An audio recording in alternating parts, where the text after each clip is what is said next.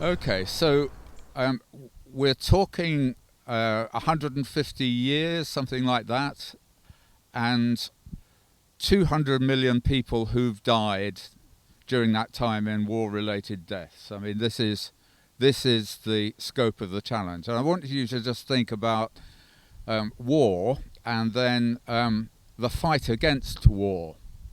And the fight against war is the fight of peace and also the fight of disarmament, because the two are very strongly linked.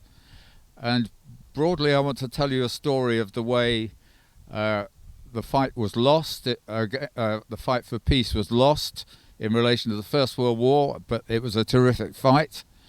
There was a massive confrontation against arms in the interwar period, culminating in the 1932 Geneva Disarmament Conference. That was defeated, narrowly defeated, and then Hitler came to power and so on. And my understanding is that since 1945, the arms trade and the whole armaments business has been inside government, and that's where they've stayed. And that's the fight that we've got on our hands now. And basically, we've got to see the scale of the fight in order to address it properly. And I think there is a real need to be people who are strategic and see the kind of enemy that we're up against in the big picture. And it's now a worldwide picture. It started fairly small with a few arms producers. You'll have heard the name of Krupp, and Krupp couldn't get business in the 1850s, and he was wondering whether to carry on thinking about producing cannon. They were doing a lot of railways producing, but he got an order from Egypt and then an order from the Kaiser, and he was in business. So Krupp was up and running. And then there was a French firm, Schneider Le Creusot, that was very big, and they developed steel and cannon and were in the weapons business too. And in England, we had two very big companies. We had a massive small gun production in Birmingham that focused in the Birmingham Small Arms Company, the BSA. Some people might remember them making bicycles, but BSA were big in the 1850s and so on.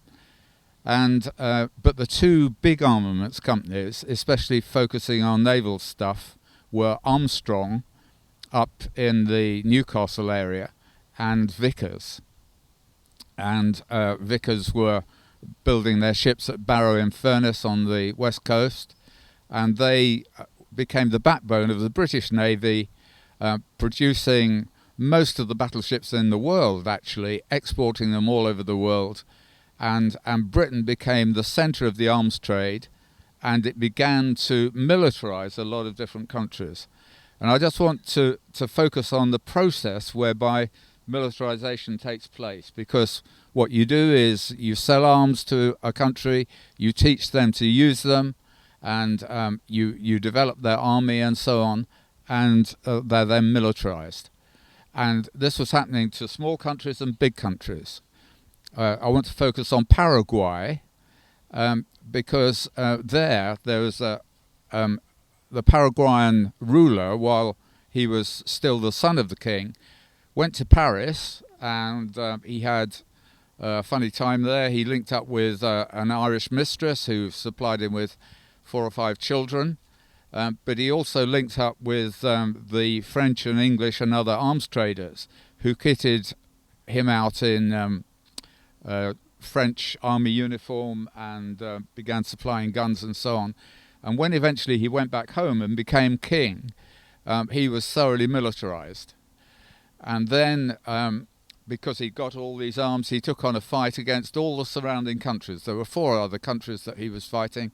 It was a dreadful war, and more than half of the adult men in Paraguay were killed in that war. And you even had a situation where the kids, the young boys, were sent out to fight, and they painted moustaches on their face so that they looked old, but they too were mown down and so on. And the population of Paraguay just plummeted because of this military-induced war. So that was a small country. It's typical of a lot of other things that were going on. Arms were going to Africa, obviously to the Congo and other places, but also bigger countries were being armed, and one of them was Japan. And Japan was humiliated by the West in a number of incidents, and decided that it needed weapons, and it went to the English and got a first-class navy from them. Both Vickers and Armstrong went over there. There was corruption involved in the deals. You know, Japanese admirals were given money in order to buy ships from the British. Vickers were involved in that corruption.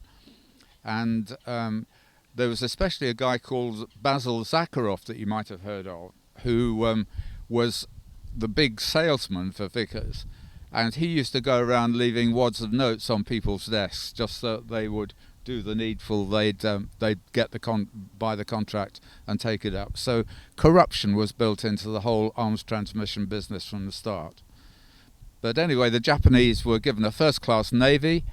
Then in 1903-4, they fought the Russians and beat the Russians and destroyed the Russian navy in Vladivostok in the west there. And that was the first triumph, if you like, of an Eastern country over a European country, because they'd got modern arms. So modern arms were on the radar. They were on the radar in Europe because Krupp cannon slaughtered the French and bombarded Paris in 1870. And so the arms build-up was there, and often these people were in touch with emperors and kings and rulers all over the place, and gradually it spread throughout the world. And we then come to the period in the build-up to the First World War. And I mean, we've been looking at the First World War incessantly, really, since 2014. But I've heard very little cogent explanation of why the war happened, which obviously seems the big question. Why did this war happen? And the answer is fairly straightforward. There were 4 arms races on the table, and each of them was building up fear and creating a pattern of distrust and conflict and so on, and any one of them could have ignited the war. Okay, the first one was the English or the British-German naval battle. So the British had by far the largest navy in the world. We had what was called the 2-power standard. So basically we wanted a navy that was bigger than the 2 next powers. And this carried on, and we always had this navy because Armstrong and Vickers were supplying loads and loads of ships. And basically around 1905-6, because there were so many ships around, the contract demands fell off, and the naval manufacturers became a bit wary about this. And one of them, a chap called Mulliner, who I think a very interesting guy, was head of the Coventry Ordnance Works, and he wasn't getting enough business. And so he decided that what he should do was go over and raise the scare. So he sent one of his workers over to Germany, and this worker came back and said, the Germans are rearming. Krupps can build warships at a much faster rate, and they're installing machines that will do this. And so on. Now, he was making this up because we've got all the evidence that they just couldn't do this. There'd been no expansion and so on. I mean, that's absolutely clear. And this guy was making it up to get contracts. Not only was he making it up, it's probably a military helicopter going overhead. Not only was he making it up, but the Admiralty knew he was making it up. They'd got information. They knew it wasn't really happening, and so they didn't give him the orders. But he carried on creating this scare, and in 1908 he raised the famous Dreadnought Panic. And the Dreadnought Panic was in Parliament, it was in the media, and I mean, I've figures showing that the Daily Mail exaggerated by, I think, 97% the speed with which the Germans could build battleships in order to get carry on getting the scare going. So the Dreadnought Panic focused on this slogan: "We want 8 and we won't wait." 8 dreadnoughts, really big ships built in 1 year. This is what we wanted, and so on. And this was there in Parliament, and actually they didn't quite get 8, but we pushed up our dreadnought production massively. Now the trouble about this was the Germans knew we were lying. Okay, they knew they weren't building the ships, and that this had been a scare that had been dreamt up, and they thought it wasn't it wasn't the boat builders that were creating. It wasn't Mulliner that was creating this panic. They thought the British government was lying about Germans, and that was when distrust broke down between Germany and Britain. So that was one of the scares, and that scare carried on till 1914. And the Germans had articles saying that we were going to invade them. We had big scares in London saying that they were going to invade us, and everybody was just building up the scare. So that was one race. Then, of course, the Germans and the French had an army battle and build up. The French had been defeated in 1870, and since then they put a lot of money into arms manufacturing, and especially they'd developed a 75 millimeter gun that was the best on offer in the First World War, and they were selling it all over the place, but also building up stocks so that they would be strong against the Germans. So that conflict was there, and there was distrust present. The third was the Russian-German conflict, equally serious, and the Russians were fed arms both by the British and by the French on a large scale so that they could build up their arms industry, and they did it on the basis of French loans that were being supplied to them. So that was the third conflict, and the fourth was between Russia and Austro-Hungary, Russia and Serbia against Austro-Hungary. And quite interestingly, that involved the Austro-Hungarian arms company Skoda at that time. Obviously they do different things now. Skoda, who had a row with Serbia because Serbia wasn't buying their guns. So all of that was going on. And then, as we know, the Archduke was assassinated. Austro-Hungary came on very strongly against Serbia, and that ignited the thing. Russia had to back Serbia. The Germans were worried that if they were going to be attacked from Russia and France at the same time, they were going to be pincered, and the whole thing became a race, and the war started, and the war happened. Now, I think there is no other conclusion possible but that the war was stated by the build-up of arms. But that's not me. That's the conclusion of the people at the time. Let me just give you a quote. Okay, I've got quotes from 4 or 5 prime ministers, but perhaps the most crucial one is Lord Edward Grey.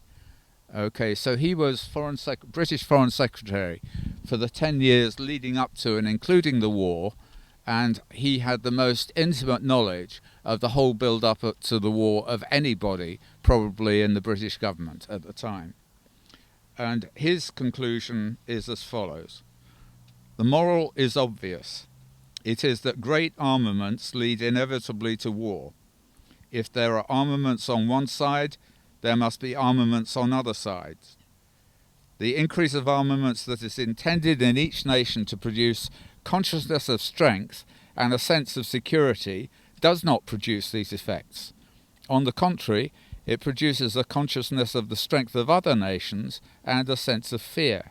Fear begets suspicion and distrust and evil imaginings of all sorts.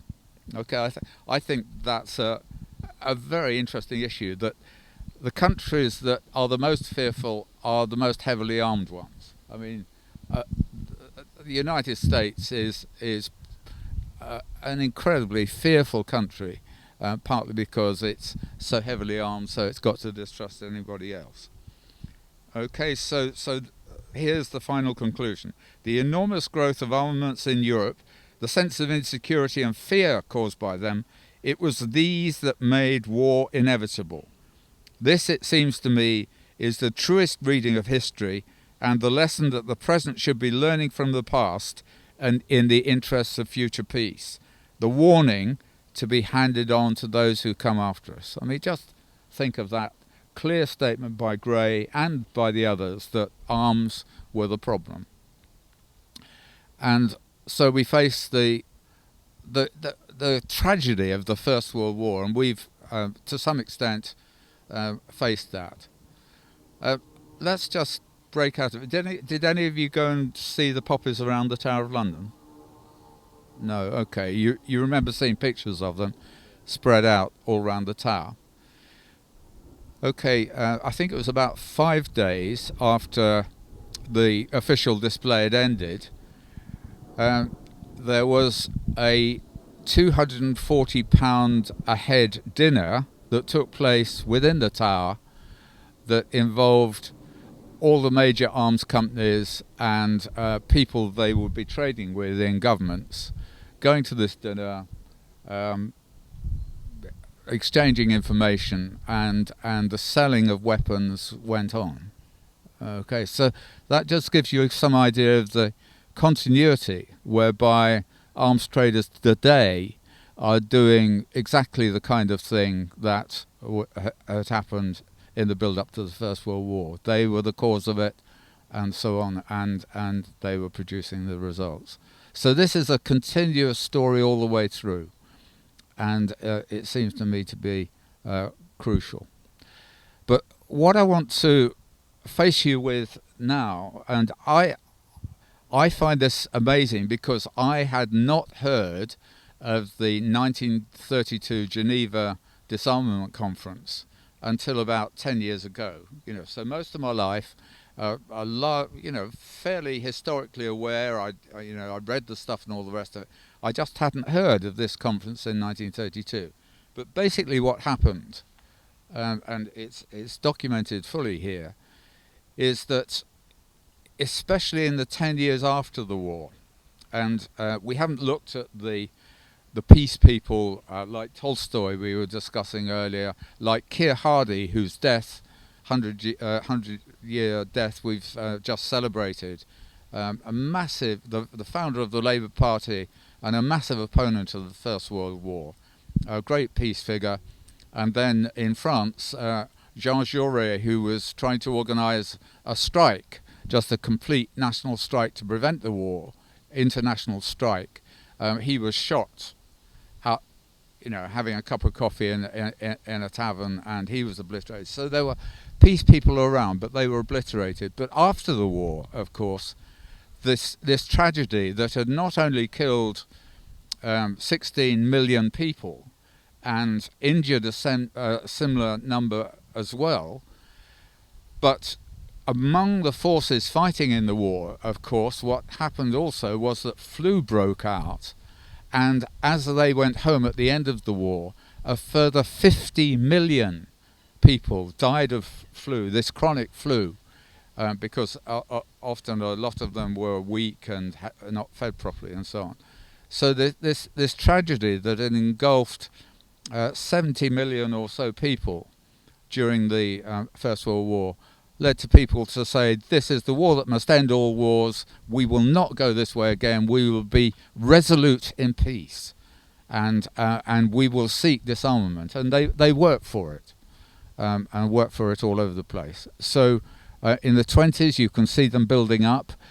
They were opposed by the conservative governments of that period who were not very interested in peace and were, in favour of the Navy and Nelson and Wellington and all the rest of it. They were just militaristic thing. But by the late 1920s, a sufficient impetus had grown up, strongly backed by churches throughout the world.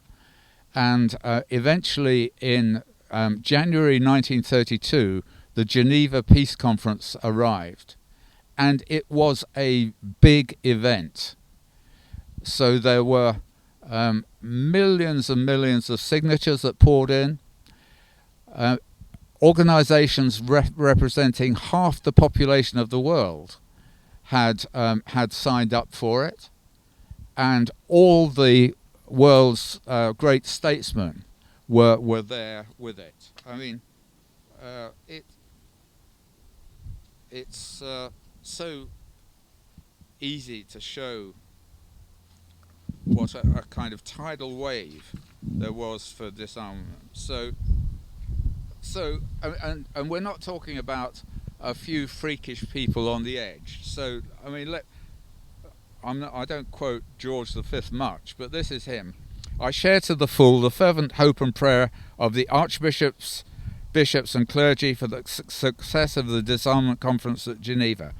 I am confident that my governments throughout the British Commonwealth will exert themselves to the uttermost to secure the largest possible measure of general disarmament, and their endeavours will be greatly assisted by your wholehearted support and prayers. Okay, so there's George V kind of putting the whole Commonwealth behind it, and crucially, and the Americans were strongly behind it, and especially in the person of President Hoover. And Hoover, initially, the conference wasn't going anywhere. It was a bit disorganised, partly because the British government got cold feet and were trying to slow things down. But Hoover came in and laid on the table a proposal that said, I will cut immediately all arms by a third, big ships and so on and so forth, and all offensive weapons, like big guns, I'll get rid of them completely, and this, I promise to do this. This is on the table. This is what we will do, and we hope everybody else will do the same. And country after country stood up and said, "This is great. Let's go with it," and so on and so forth. But the British pushed this into committees, and the arms companies had people there who were trying to slow it down and sow distrust and so on. And this is what they did. And the conference limped on. The military are back. Yeah. The conference limped on through the whole of 1932, and then, of course, it ended in 1933, by which time Hitler had come to power. Now, if the conference had gone with the Hoover Plan, it's fairly clear that the Nazis, who were already on the down in the election in 1932, would have gone further down, and probably Hitler would have not come to power. I mean, it was crucial. This was the chance for peace and disarmament rather than Hitler and war, and it was messed up, and it was messed up largely by the arms companies and, sadly, the British Conservative Party. And that was in spite of the fact that Ramsay MacDonald and a whole load of other people were in favour of it. So we then get the movement to the Second World War. And one of the things that has been ignored is that fascism in Italy, Germany and elsewhere, fascism was also very strongly backed by the arms companies too, on the understanding that what they needed was the kind of disorder that fascism created, so that they could come in with their arms and clear it up and so on. So fascism allowed the whole politics to move away from socialism and the plight of the workers towards a military state that needed controlling, because it stirred up hatred and so on, and you had people on the streets with guns and so on. And this started with Mussolini, So Mussolini was actually a rabid socialist. I mean, mainly he was just rabid, he just throwing his, opening his mouth and shouting. And but suddenly he had a conversion, and he happened to have a conversion at the same time. He worked with a newspaper, and he happened to have a conversion at the same time as Ansaldo, which was the biggest Italian arms companies, started giving him bribes effectively to set up a rival newspaper, Il Popolo, and this new newspaper was suddenly in favour of the First World War rather than being against it. So Mussolini was funded by Ansaldo. When he came to power, he gave 400 million lira back to Ansaldo from the state as a payment for services rendered, and he stayed linked in with the arms companies all the way through.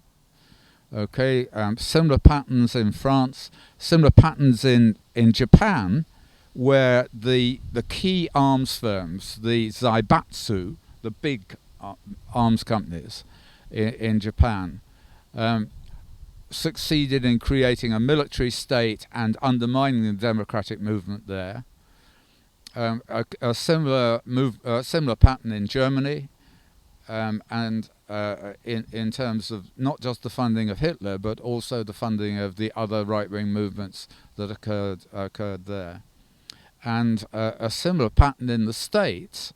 And one of the things that, again, I didn't know about until 10 years ago was that there was actually a fascist coup attempt against Roosevelt in the States that was backed by DuPont, the explosives people, and other companies then, as a way of getting rid of this chap Roosevelt, who was anti-capitalist and also was in favour of peace and disarmament. So all over the place, fascism.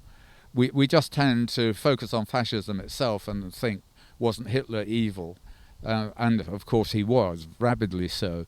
But behind that lay funding from both from the banks and the arms companies that would allow all this stuff to grow. So then we arrive at the Second World War, this second cataclysmic outcome of the build-up of arms in the late 30s that was funded by all these people. And I just want to convey, I'm not sure if I can bring up this reference.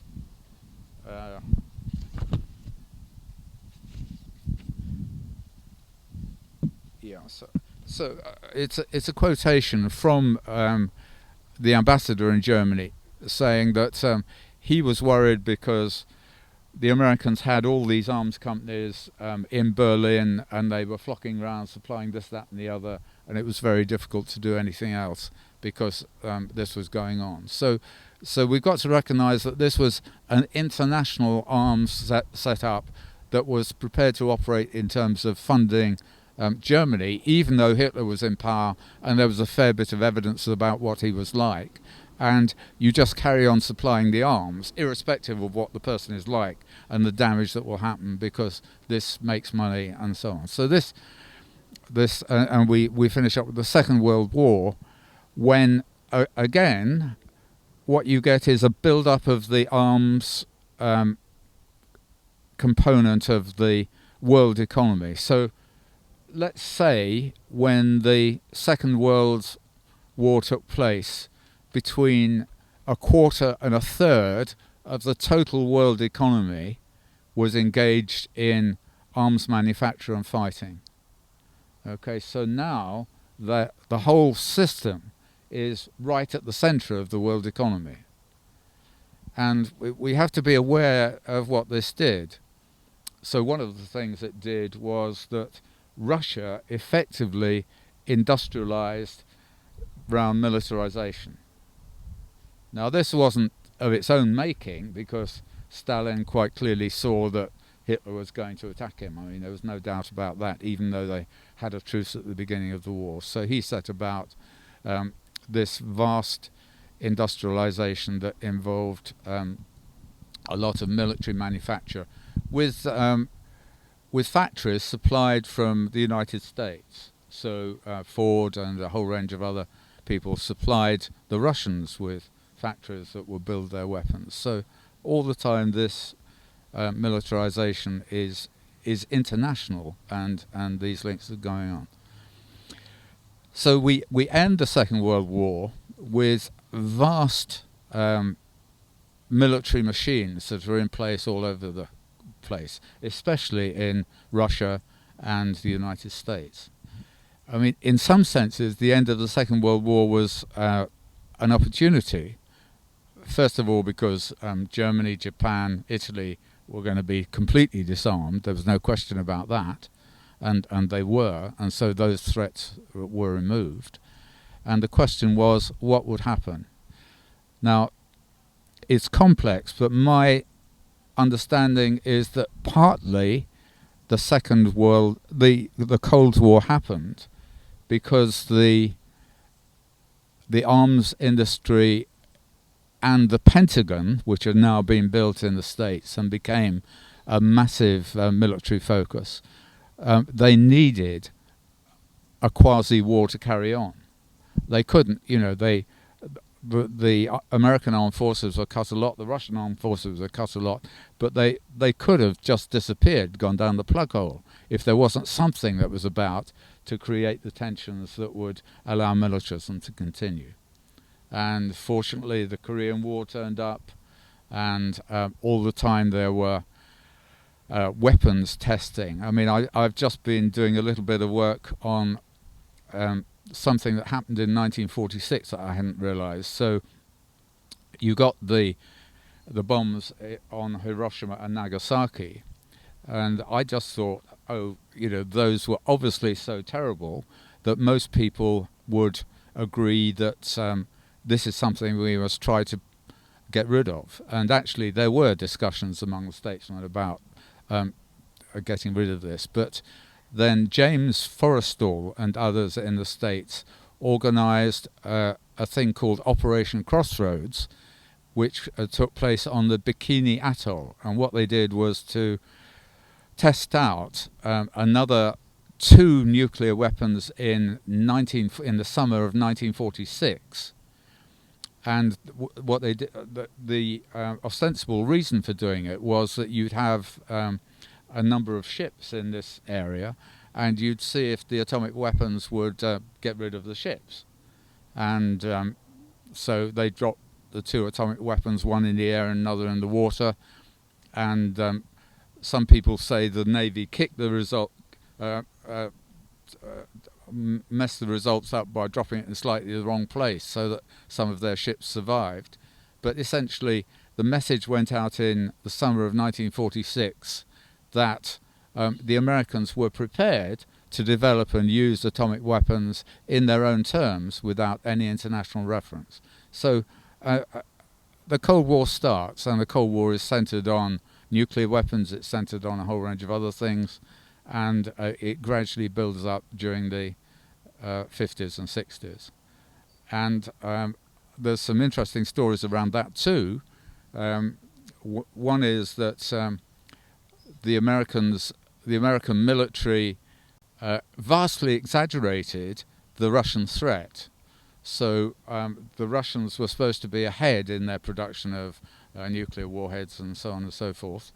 And the figures that came out on the missile gap, as it was called, showed that the gap was the other way, in the sense that the Americans had at one stage, I think it was about 600 missiles, and the Russians had 8, and most of those were prototypes that hadn't been developed properly. So basically the Russians were behind, but they weren't going to say, we're a long way behind and so on. So they didn't say anything, and the Americans knew they were kicking the figures, and so they were able to keep the whole military thing going.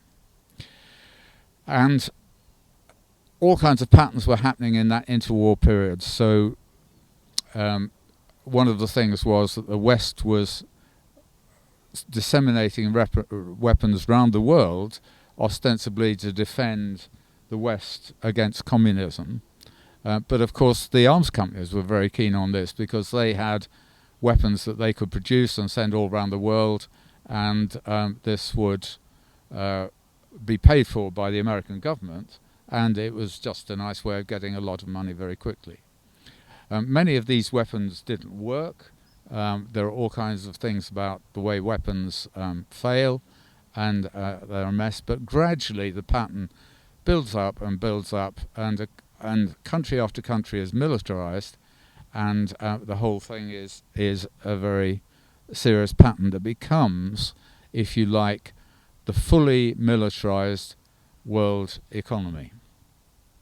And I'm hesitating because I just don't know which country to take. There's so much evidence. This book is 500 pages, and that's just doing up to the end of World War II. Volume 2, which is complete and just needs editing, is probably going to be about 700 pages, and it just shows all of this evidence that builds up. But we could focus on the Vietnam War, which was a mistake. Let's just spend a little time looking at the mistakes. So the French were going to withdraw from Vietnam, and really Vietnam should have been independent at the end of World War II, but it wasn't, and there was a communist regime in the north, but mainly it was a nationalist regime rather than the communist one. And so you've got the French withdrawing. The Americans are trying to stabilize the situation, and they're worried about a communist thing. And this is after Kennedy's been assassinated and Lyndon Johnson is there.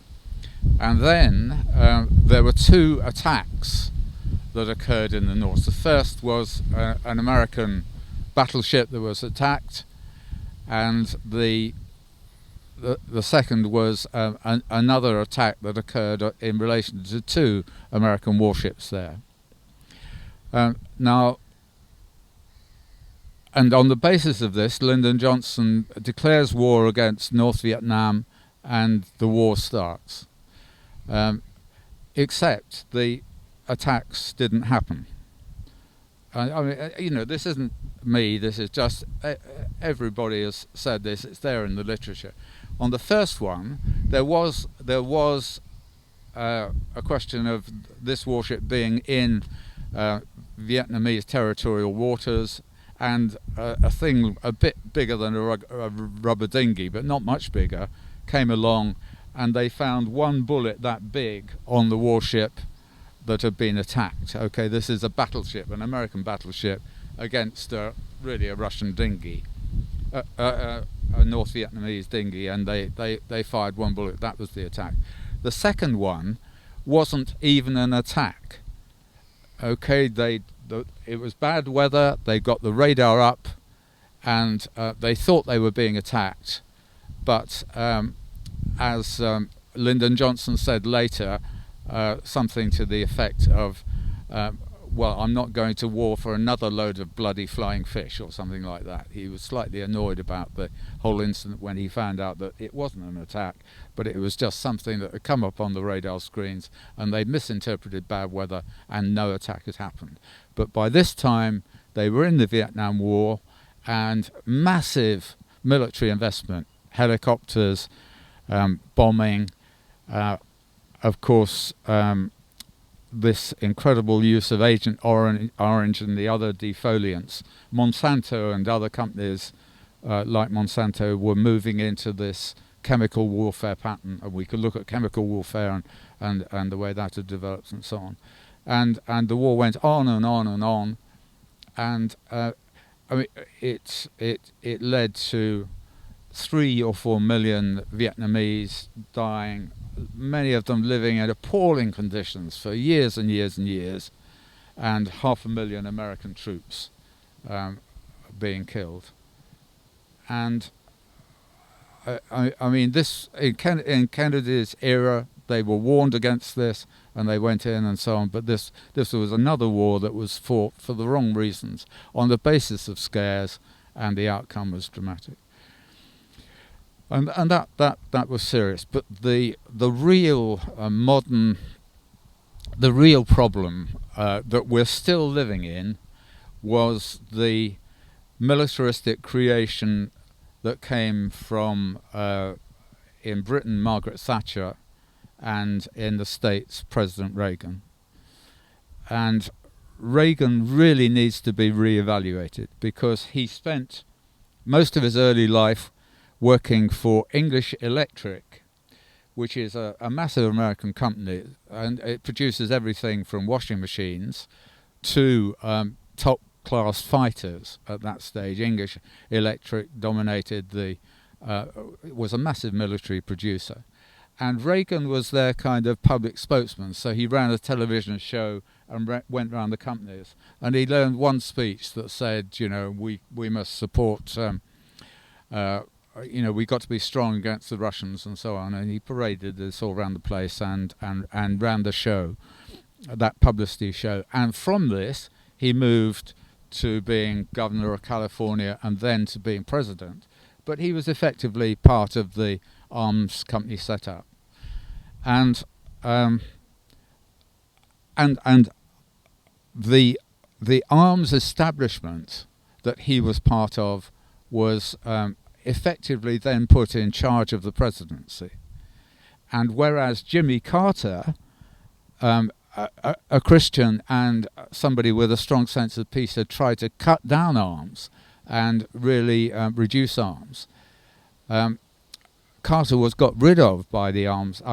Again, you need to look at the way democracy operated in the States at that time, because of course key was the hostages that were being held in Iran. Are you old enough to remember the hostages held in Iran?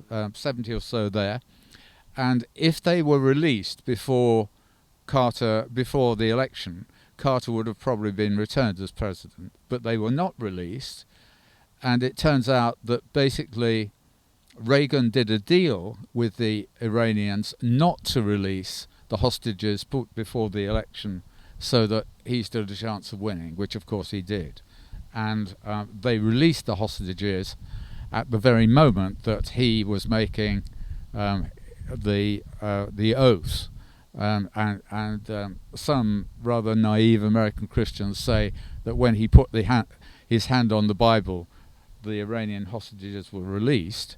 What was actually going on was the Iranians were releasing them to show that effectively this was a deal with Reagan, but he got away with it.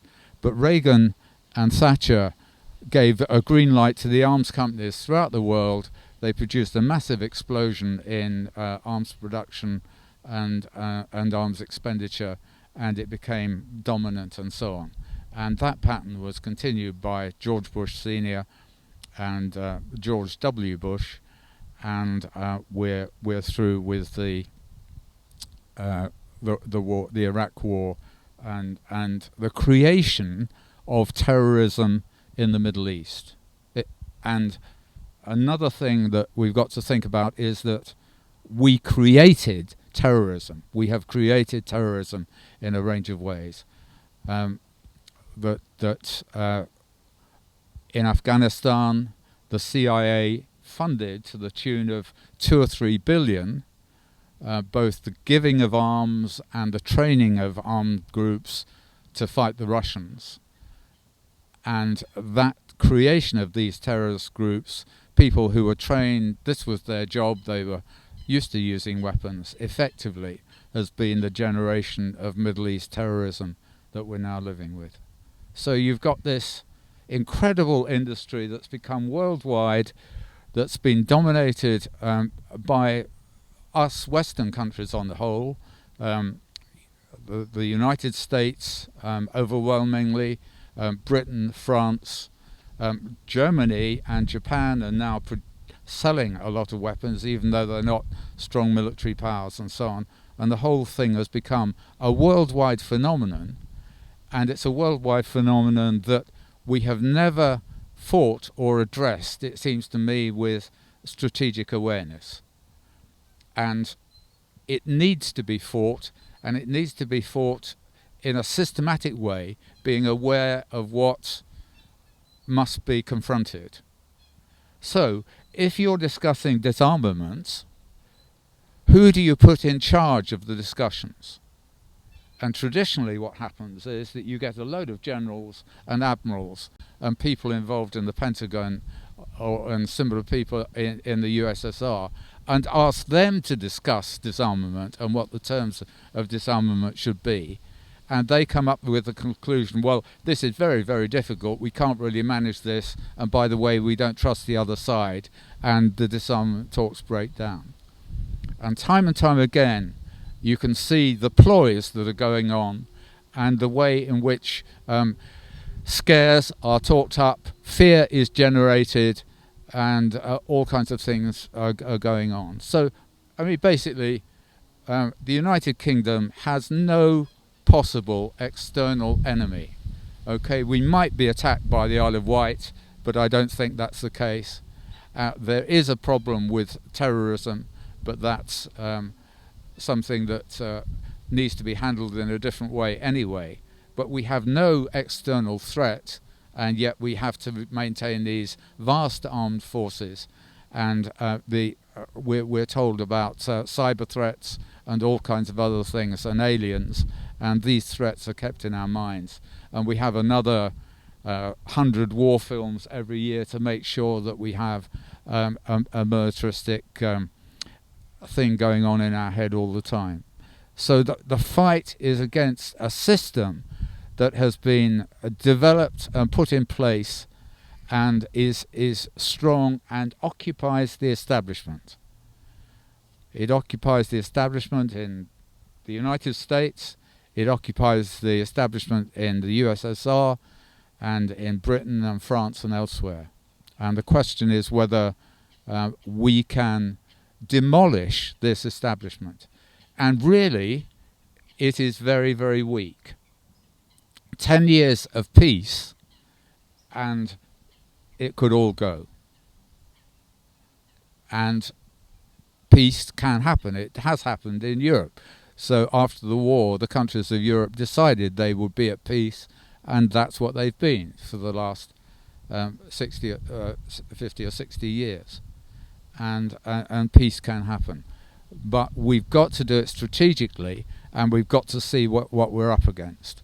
And what we're up against is a machine that's got well-developed tools, that practices scares, and we're in a position where that fight's got to be taken on in a strategic way.